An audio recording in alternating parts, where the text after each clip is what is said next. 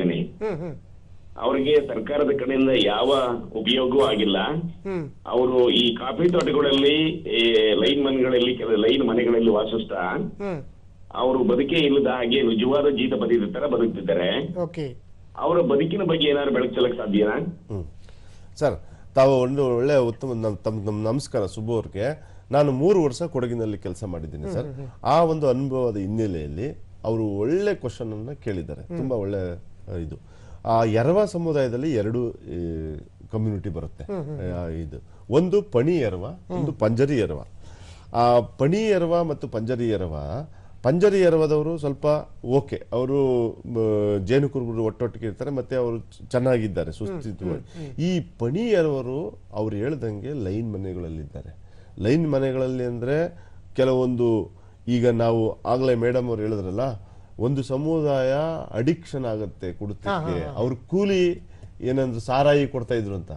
ಅದೇ ಸೇಮ್ ವಸ್ತು, ಅದೇ ಸೇಮ್ ವಿಷಯ ಈ ಪಣಿ ಎರವರಿಗೆ ಆಗಿದೆ. ಅವರು ಕಾಫಿ ತೋಟದಲ್ಲಿ ಕೆಲಸ ಮಾಡೋಕ್ಕೆ ಈ ಏನು ಕೂಲಿ ಕೊಡೋಂಥದ್ದಿದೆ ಅದು ಅಡಿಕ್ಷನ್ ಓವರ್ ಎ ಪೀರಿಯಡ್. ಸುಮಾರು 1600 ಕಾಫಿ ಏನು ಎಂಟ್ರಿ ಆಗುತ್ತೆ ನಮ್ಮ ಭಾರತಕ್ಕೆ, ಆ ಸಮಯದಿಂದನೂ ಸಹ ಇವರು ಕಾಫಿ ತೋಟದಲ್ಲಿ ಕೂಲಿ ಆಳುಗಳಾಗಿ ಕೆಲಸ ಮಾಡ್ತಾ ಇದ್ದಾರೆ. ಅವರು ಜಾಸ್ತಿ ಈ ಸಾರಾಯಿ ಅದನ್ನೆಲ್ಲ ಅವ್ರಿಗೆ ಅಡಿಕ್ಷನ್ ಮಾಡಿರೋದು ಮಾಡಿ ಅಂತಂದ್ರೆ ಇವತ್ತು ಕೆಲಸ ಮಾಡ್ತಾ ಇದ್ದಾರೆ. ನಾವು ಇದನ್ನ ಪೂರ್ಣ ಪ್ರಮಾಣದಲ್ಲಿ ಎಷ್ಟಿದ್ದಾರೆ ಅಂತ ಚರ್ಚೆ ಮಾಡಬೇಕು, ಎಷ್ಟಿದು ಮಾಡ್ಬೇಕಂತೇಳಿ DC ಅವರು, CEO ಅವರು ಮತ್ತೆ SP ಅವರು ನೇತೃತ್ವದಲ್ಲಿ ಒಂದು ಸಭೆ ಮಾಡಿ ಅವ್ರನ್ನ ಕಮಿಟಿ ಮಾಡಿ ನಂತರ ಎಲ್ಲ ಲೈನ್ ಮನೆಗಳಲ್ಲಿ ಎಷ್ಟೆಷ್ಟಿದ್ದಾರೆ ಅಂತ ಹೇಳ್ಬಿಟ್ಟು ನಾವು ಈಗ ಪರಿಶೀಲನೆ ಮಾಡಿ ಅದು ಈ ವಿವರವಾದ ಒಂದು ಇದನ್ನ ಸರ್ವೆನೇ ಮಾಡಿದ್ದೀವಿ. ಮಾಡಿ ಈಗ ಗೌರ್ಮೆಂಟ್ ಇಂಟರ್ವೆನ್ ಮಾಡಬೇಕು. ಸುಮಾರು 4900 ಕುಟುಂಬಗಳಿಗೆ ಮನೆ ಕೊಡಬೇಕು. ಮತ್ತೆ ಅವ್ರಿಗೆ ಅವ್ರು ಹೇಳದ್ದೆಲ್ಲ ಅಕ್ಷರ ಸಹ ಸತ್ಯ. ಅವ್ರಿಗೆ ಈಗ ನಮ್ಮ ಅಧ್ಯಯನ ಸಂಸ್ಥೆಯಿಂದ ಲಾಸ್ಟ್ ನಮ್ಮ ಅಧ್ಯಯನ ಸಂಸ್ಥೆಗೆ ಮಾನ್ಯ ಸರ್ಕಾರದ ಕಾರ್ಯದರ್ಶಿಗಳು ಭೇಟಿ ನೀಡಿ ಪರಿಶೀಲನೆ ಮಾಡಿದಾಗ ಈ ವಿಷಯ ಬಂದಿದೆ. ಮೊನ್ನೆ ಸತೀಶ್ ಜಾರಕಿಹೊಳಿ ಸಾಹೇಬರು, ಮೊನ್ನೆ ಮಂತ್ರಿಗಳು ಸಹ ನಮ್ಮ ಸಂಸ್ಥೆಗೆ ಭೇಟಿ ನೀಡಿದ್ರು. ಹಾಗೂ ಸಹ ಈ ಟ್ರೈಬಲ್ ಲೀಡರ್ಗಳನ್ನೆಲ್ಲ ಕರೆದಿದ್ರು, ಅವ್ರ ಜೊತೆ ಸಮಾಲೋಚನೆ ಮಾಡೋದಕ್ಕಂತಾನೆ ಕರೆದು ಒಂದು ಆಶಾದಾಯಕವಾದ ಬೆಳವಣಿಗೆ ಅಂತೂ ಆಗಿದೆ. ನಮ್ಮ ಸಂಸ್ಥೆಲೇ ಬಂದು ಮೊನ್ನೆ 2-3 ದಿನ ಆ ನಂತರ ಈ ಒಂದು ಅಧ್ಯಯನ ತಗೊಳ್ಳಿ ಅಂತ ಹೇಳಿದ್ದಾರೆ. ಈ ಅಧ್ಯಯನ ತಗೊಂಡು ನಮ್ಗೆ ಈಗಾಗಲೇ ಇನ್ಪುಟ್ ಇದೆ. ಅವ್ರು ಹೇಳೋದು ಸಹ ಅದಕ್ಕೆ ಬಹಳ pathetic condition among the tribals, ತುಂಬಾ ಪ್ಯಾಥಟಿಕ್ ಕಂಡೀಷನ್ ಇರೋದು ಪಣಿಯರವರು. ಅವ್ರಿಗೆ ಇಂಟರ್ವೆನ್ ಮಾಡಲೇಬೇಕು. ನಾವು ತತ್ಕ್ಷಣ ಅಲ್ಲಿ ಸಂಶೋಧನೆ ಮಾಡಿ ಅವ್ರಿಗೆ ಏನೆಲ್ಲ ಮಾಡ್ಬೋದು ಅಂತ ಸರ್ಕಾರಕ್ಕೆ ಕೊಡ್ತೀವಿ. ಈಗ ಸರ್ ಸಂಶೋಧನೆ ಆಗುತ್ತೆ, ಸರ್ಕಾರಗಳಿಗೆ ವರದಿ ಕೊಡ್ತೀರಿ, ಅಂತಿಮವಾಗಿ ಅವರು ಪಟ್ಟಿಗೆ ಬರಬೇಕು. ನಮ್ಮ ವಿಧಾನ ಮಂಡಲದಲ್ಲೋ ಅಥವಾ ಸಂಸತ್ತಿನಲ್ಲೋ ಅದು ಚರ್ಚೆಯಾಗಿ ಕಾಯ್ದೆ ರೂಪವನ್ನು ಪಡ್ಕೊಂಡು ಮಾನ್ಯ ರಾಷ್ಟ್ರಪತಿಗಳ ಪುಣ್ಯಕ್ಕೆ ಮಾನ್ಯ ರಾಷ್ಟ್ರಪತಿಗಳು ಅಂತ ಒಂದು ಬೃಹತ್ ಸಮುದಾಯವನ್ನು ಪ್ರತಿನಿಧಿಸ್ತಾ ಇದ್ದಾರೆ, ನಮ್ಮೆಲ್ಲರ ಹೆಮ್ಮೆಯ ರಾಷ್ಟ್ರಪತಿಗಳು. ಹಾಗಾಗಿ ಅಲ್ಲಿ ಸಹಿ ಆದ ಮೇಲೆ ಅದು ಪಟ್ಟಿಗೆ ಬರುತ್ತೆ. ಪ್ರಕ್ರಿಯೆ ಅಂತ ತಾವು ಕೇಳ್ತೇವೆ. ಹೌದು, ಪ್ರಕ್ರಿಯೆ. ಯಾವುದೇ ಒಂದು ಸಮುದಾಯ, ಕರ್ನಾಟಕದಲ್ಲಿ ಯಾವುದೇ ಒಂದು ಸಮುದಾಯ, ನಮ್ಮಲ್ಲೂ ಬುಡಕಟ್ಟು ಲಕ್ಷಣಗಳಿದೆ, ನಾವು ಅವ್ರಿಗೆ ತೀರಾ ಹತ್ತಿರದಲ್ಲಿದ್ದೀವಿ, ನಮಗೂ ಸಹ ಶೆಡ್ಯೂಲ್ ಟ್ರೈಬಲ್ ಆಗ್ಬೇಕು ಅಂತ ಇಚ್ಛೆ ಇದ್ದರೆ ಅವರು ಸರ್ಕಾರಕ್ಕೆ ಮನವಿ ಕೊಡ್ತಾರೆ. ಸರ್ಕಾರಕ್ಕೆ ಮನವಿ ಕೊಟ್ಟಾಗ ಆ ಮನವಿನ ಸ್ವೀಕಾರ ಮಾಡಿ ಸರ್ಕಾರ ಮತ್ತೆ ನಮ್ಮ ಕರ್ನಾಟಕ ಬುಡಕಟ್ಟು ಸಂಶೋಧನೆ ಸಂಸ್ಥೆಗೆ ಆದೇಶ ನೀಡುತ್ತೆ. ಇದನ್ನ ನೀವು ಅಧ್ಯಯನಕ್ಕೆ ಒಳಪಡಿಸಿ, ಆಳವಾದ ಅಧ್ಯಯನ ಮಾಡಿ, ಎಥ್ನೋಗ್ರಫಿಕ್ ಸ್ಟಡಿ ಮಾಡಿ, ಕುಲಶಾಸ್ತ್ರ ಅಧ್ಯಯನ ಮಾಡಿ ನಮಗೆ ವರದಿ ಕೊಡಿ ಅಂತ ಕೊಡುತ್ತೆ. ನಾವು ಅವರು ಆದೇಶ ಕೊಟ್ಟ ನಂತರ ಆ ಒಂದು ಸಮುದಾಯದ ಲೀಡರ್ಗಳನ್ನ, ಸಮುದಾಯದವರು ಎಲ್ಲಿದ್ದಾರೆ ಅಂತ ನೋಡಿ, ಮತ್ತೆ ಈಗ ಆಲ್ರೆಡಿ ಯಾವುದು ಇತಿಹಾಸ ಏನು ಅವ್ರಿಗೆ ಅವ್ರ ಏನು ಇದೆ ಇತಿಹಾಸ ಅನ್ನೋದನ್ನೆಲ್ಲ ಅವೈಲಬಲ್ ಇರೋ ಪಠ್ಯ ಪುಸ್ತಕಗಳ ಮುಖಾಂತರ, ರಿಪೋರ್ಟ್ಗಳ ಮುಖಾಂತರ, ಪಾಪ್ಯುಲೇಷನ್ ಇದನ್ನ ಮುಖಾಂತರ ಎಲ್ಲ ಸಂಗ್ರಹಣೆ ಮಾಡಿ ಆ ನಂತರ ನಾವೇನ್ ಮಾಡ್ತೀವಿ, ಆಳವಾದ ಅಧ್ಯಯನ ಮಾಡ್ತೀವಿ. ಆಳವಾದ ಅಧ್ಯಯನ ಅಂದ್ರೆ ಒಂದು ಸಮುದಾಯದ ಹುಟ್ಟಿನಿಂದ ಸಾವಿನವರೆಗೆ ಅವರು ಮಾಡುವ ಆಚರಣೆಗಳು ಏನು, ಮತ್ತೆ ಅವರಲ್ಲಿರುವ ಮದುವೆ ಪದ್ಧತಿ ಏನು, ಅವರಲ್ಲಿರುವ ಈಗ ಇದು ಶವ ಸಂಸ್ಕಾರ ಯಾವ ರೀತಿ ಮಾಡ್ತಾರೆ, ಮತ್ತೆ ಅವರು ಯಾವ್ದನ್ನ ಹಬ್ಬ ಅಂತ ತೀರ್ಮಾನ ಮಾಡ್ತಾರೆ, ಯಾವ್ದನ್ನ ದೇವರು ಅಂತ ಪೂಜೆ ಮಾಡ್ತಾರೆ, ಇದನ್ನೆಲ್ಲ ಪೂರ್ಣ ಪ್ರಮಾಣದಲ್ಲಿ ಮೌಢ್ಯ ಕೂಡ ತುಂಬಾ ಇದೆ. ಮೌಢ್ಯದ್ದು ನಾವು ಅವರಲ್ಲಿ ನಂಬಿಕೆ, ನಾವು ಬಿಲೀಫ್ಸ್ ಅಂತ ಕರಿತೀವಿ. ಮೌಢ್ಯ ಅಂತ ತಾವ್ ಹೇಳ್ತೀವಿ, ಅವ್ರ ಬಿಲೀಫ್ ಸಿಸ್ಟಮ್. ಆ ಬಿಲೀಫ್ ಸಿಸ್ಟಮ್ ನ ನಾವು ರೆಕಾರ್ಡ್ ಮಾಡ್ತೀವಿ. ಅಂದ್ರೆ ಅವ್ರು ಏನು ಇದು ಮ್ಯಾಜಿಕೋ ಬಿಲೀಫ್ ಸಿಸ್ಟಮ್ಗಳು ಇರ್ತವೆ. ಅಂದ್ರೆ ಅವ್ರು ಏನಾರೋ ಮಂತ್ರ ಅದ್ರ ಬಗ್ಗೆ ಎಲ್ಲ ಬಿಲೀಫ್ ಇರ್ತದೆ, ಅದನ್ನ ನಾವು ಬಿಲೀಫ್ ಸಿಸ್ಟಮ್ ರೆಕಾರ್ಡ್ ಮಾಡ್ತೀವಿ. ಮಾಡಿದ ನಂತರ ಪೂರ್ಣ ಪ್ರಮಾಣದಲ್ಲಿ ಒಂದು ಅಧ್ಯಯನ ವರದಿ ಆದ ನಂತರ ನಾವು ಏನ್ ಮಾಡ್ತೀವಿ, ಸರ್ಕಾರಕ್ಕೆ ಸಲ್ಲಿಕೆ ಮಾಡ್ತೀವಿ. ಸರ್ಕಾರಕ್ಕೆ ಸಲ್ಲಿಕೆ ಮಾಡಿದ್ಮೇಲೆ ಮಾನ್ಯ ಪ್ರಧಾನ ಕಾರ್ಯದರ್ಶಿಗಳು ಒಂದು ಐಪವರ್ ಕಮಿಟಿ ಅಂತ ಒಂದು ಇದಿದೆ. ಆ ಕಮಿಟಿ ಅಂದ್ರೆ ಪ್ರೊಫೆಸರ್ಸ್ಗಳು ಇರ್ಬೋದು, ನಮ್ಮ ಡೈರೆಕ್ಟರ್ ತಜ್ಞರ ಸಮಿತಿನ ಇದ್ ಮಾಡಿ ಒಂದು ಪ್ರೊಸೀಡಿಂಗ್ಸ್ ಡ್ರಾ ಮಾಡ್ತಾರೆ. ಇದು ಕರ್ನಾಟಕ ಬುಡಕಟ್ಟು ಸಂಶೋಧನೆ ಸಂಸ್ಥೆಯಲ್ಲಿ ಸಂಶೋಧನೆ ಆಗಿದೆ, ಅದಕ್ಕೆ ನಾವು ಕ್ಯಾಬಿನೆಟ್ಗೆ ಕಳಿಸ್ಕೊಡ್ತಾರೆ. ಕ್ಯಾಬಿನೆಟ್ ಅಲ್ಲಿ ಅದನ್ನ ಅಪ್ರೂವ್ ಮಾಡಿ ಆ ನಂತರ ಕೇಂದ್ರ ಸರ್ಕಾರದ ಮಿನಿಸ್ಟ್ರಿ ಆಫ್ ಟ್ರೈಬಲ್ ಅಫೇರ್ಸ್ಗೆ ಕಳಿಸ್ಕೊಡ್ತಾರೆ. ಮಿನಿಸ್ಟ್ರಿ ಆಫ್ ಟ್ರೈಬಲ್ ಅಫೇರ್ಸ್ ಏನ್ ಮಾಡ್ತಾರೆ ಅಂದ್ರೆ, ಯಾವುದೇ ಬಿಲ್ ಆಗೋದಕ್ಕೂ ಮುಂಚೆ ಅವರು ORGI ನಮ್ಮ ಏನು ಆರ್ಗನೈಸೇಷನ್ ಇದೆ, ಪಾಪ್ಯುಲೇಷನ್ ಸೆನ್ಸಸ್ ಆರ್ಗನೈಸೇಷನ್ ಇದೆ ಅವ್ರಿಗೆ, ಮತ್ತೆ ಜೊತೆಗೆ ನ್ಯಾಷನಲ್ ಟ್ರೈಬಲ್ ಕಮಿಷನ್ ಇದೆ ಅವ್ರಿಗೆ ಒಂದು ಇಂಟರ್ನ್ ಅವ್ರಿಗೆ ಕಳಿಸ್ಕೊಡ್ತಾರೆ.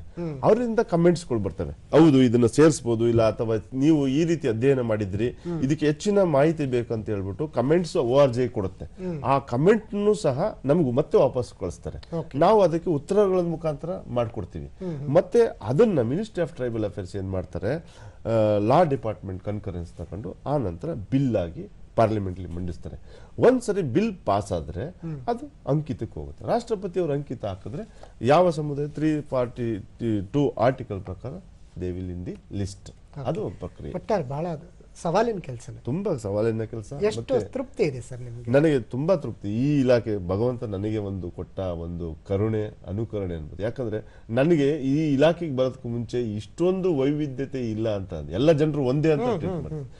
ಆ ಇಲಾಖೆಗೆ ಬಂದ ಮೇಲೆ ಮತ್ತೆ ಫೀಲ್ಡ್ ಹೋದ್ಮೇಲೆ ಇಷ್ಟೊಂದು ವೈವಿಧ್ಯತೆ ಇದೆ, ಮತ್ತೆ ನಾವು ಕೆಲಸ ಮಾಡೋದಕ್ಕೆ ಸರಿಯಾದ ಫೀಲ್ಡ್ ಅಂತ ಒಂದು ಭಾವನೆ ಇದೆ. ಮತ್ತೆ ಜನರಲ್ಲೂ ನಮ್ಗೆ, ನೀವು ಎಲ್ಲ 4 ಜಿಲ್ಲೆಯಲ್ಲಿ ಕೆಲಸ ಮಾಡಿದ್ನಿ, ಎಲ್ಲ ಸಮುದಾಯದ ನಾಯಕರು ಸಹ ನನಗೆ ಪರಿಚಯ ಇದ್ದಾರೆ. ಅವರು ನಮ್ಮ ಸಂಶೋಧನೆ ಸಂಸ್ಥೆಯಲ್ಲೂ ಬಂದಾಗ ಅವರು ನಮ್ಮ ಮಾತಾಡಿಸಿ ಅವ್ರು ಚರ್ಚೆ ಮಾಡಿ ಹೋಗ್ತಾರೆ. ನನಗೆ ತುಂಬಾ ತೃಪ್ತಿ ಇದೆ. ಎಸ್ ಸರ್, ಈ ತೃಪ್ತಿ ಸದಾ ನಿಮ್ಮ ಜೊತೆಗಿರಲಿ. ಇನ್ನಷ್ಟು ಒಳ್ಳೆ ಸಂಶೋಧನೆ ವರದಿಗಳು ಬರಲಿ ಅಂತೇಳಿ ಹಾರೈಸ್ತೀನಿ ಸರ್. ನಮ್ಮ ಇವತ್ತಿನ ಕಾರ್ಯಕ್ರಮಕ್ಕೆ ಬಂದಿದ್ದಕ್ಕೆ ವಾಹಿನಿ ಮತ್ತು ವೀಕ್ಷಕರ ಪರವಾಗಿ ತಮಗೆ ನಾನು ಚಂದನ ವಾಹಿನಿಗೆ ಮತ್ತು ತಮಗೂ ಸಹ ವಂದನೆಗಳು. ತುಂಬಾ ಥ್ಯಾಂಕ್ ಯು. ಆತ್ಮೀಯ ವೀಕ್ಷಕರೇ, ಇಲ್ಲಿಗೆ ಇವತ್ತಿನ ಹಲೋ ಗೆಳೆಯರೆ ಮುಗಿಯುತ್ತೆ. ಮತ್ತೊಂದು ಸಂಚಿಕೆಯಲ್ಲಿ ಮುಂದಿನ ವಾರ ತಮ್ಮನ್ನು ಭೇಟಿ ಆಗ್ತೇನೆ. ಅಲ್ಲಿವರೆಗೆ ತಪ್ಪದೆ ನೋಡ್ತಾ ಇರಿ ದೂರದರ್ಶನ ಚಂದನ. ನಮಸ್ಕಾರ.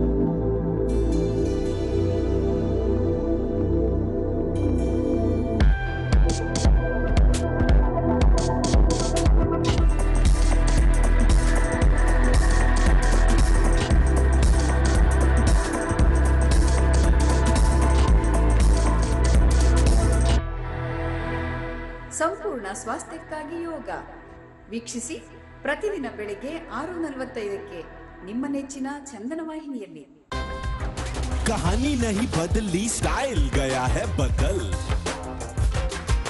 जो कहानियां हम सुनते आए देखते आए, अब वही वैसी ही कहानी सुनाएगा digital. Download Waves OTT app now and watch for free.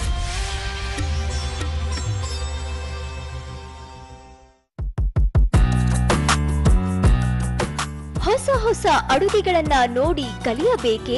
ಕಲಿತು ಮಾಡಲು ಬಿಸಿ ಬಿಸಿ ಸವಿಯಲು ನೀವು ಖುಷಿ ಖುಷಿ.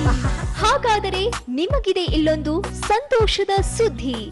ಆರೋಗ್ಯಕರ ರುಚಿಕರ ಹುಳಿಯುಪ್ಪು